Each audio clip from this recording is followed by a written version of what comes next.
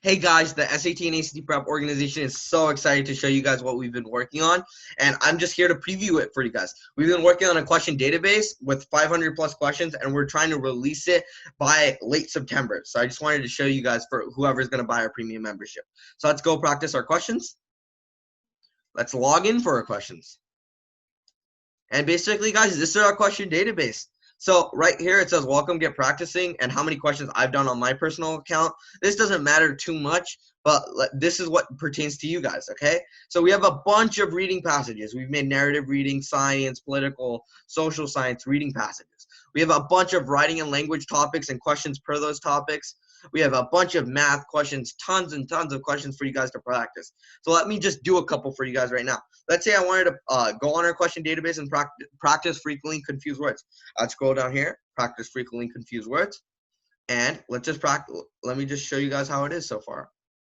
So as we can get on, we read the question. Copper, an element on the periodic table, is responsible for many different changes in a reaction. The effects of copper on color, however, is still unknown. So right now we have to define if we're going to use affects or effects, okay? And we know that affects is the verb, and we know effects is a noun. So what do we need right here? Do we need a noun or a verb? So just take a second, see what we need, but here's the answer. We need effects because a noun should be here because we already have a verb in the sentence, and we don't have a definitive noun. So we need a noun because we're talking about the effects of copper.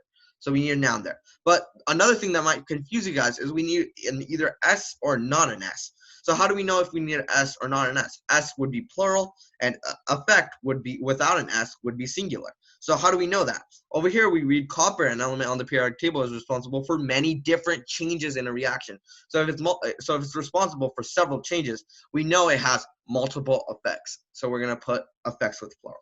We're gonna submit it, and we're gonna check our answer. And look here, guys, we got it right. And I'm just going to do one more question for you guys, okay? I'm going to do a math question this time. Let's scroll down over here, and let's do a linear inequality and equation with word problem.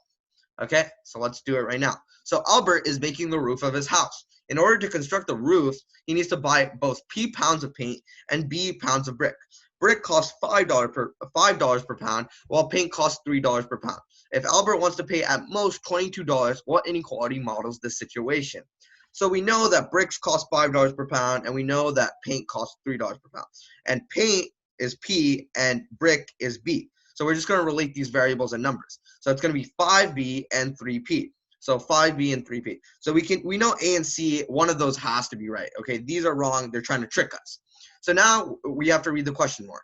If Albert wants to pay at most $22, what inequality models this situation? If he wants to pay at most $22, that means he's going to pay less than $22 because he's not going to pay more than $22. He only wants to pay $22 or less.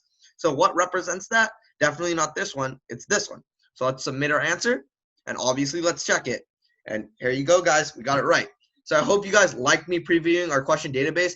We want it done by this late September, and we're going to have a bunch of practice questions for you guys. So I hope you guys are excited and really get into our organization. Thank you, guys. We really appreciate you guys sticking around for it.